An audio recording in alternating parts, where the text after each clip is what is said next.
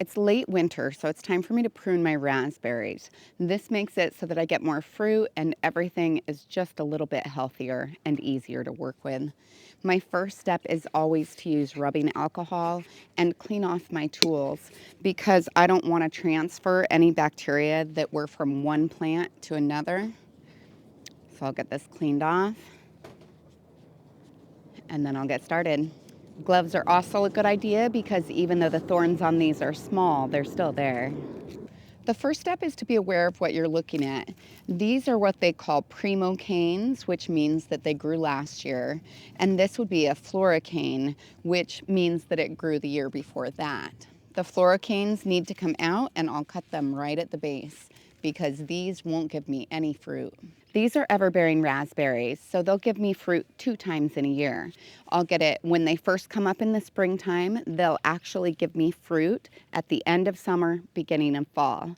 Then they'll overwinter, and in spring, early summer, I'll get another batch. And during that same time frame, new ones will be coming up, and those will give me fruit at the end of summer. So these ones are totally spent because they're the ones that gave me fruit twice already.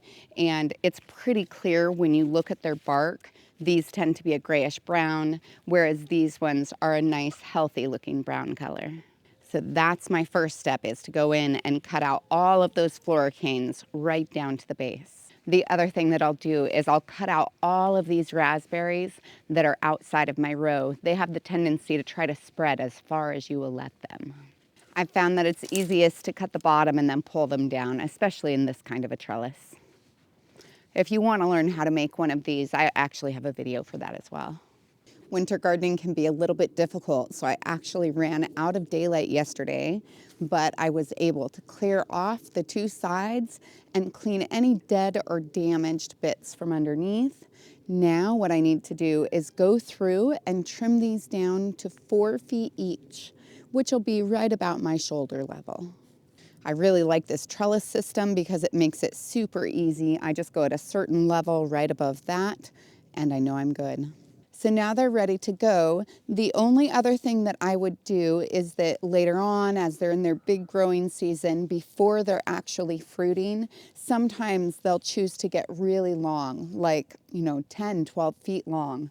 I don't let them do that. I stop them at about, probably 6, 7 foot level, and that causes them to branch out more, and so then they have more areas to set fruit.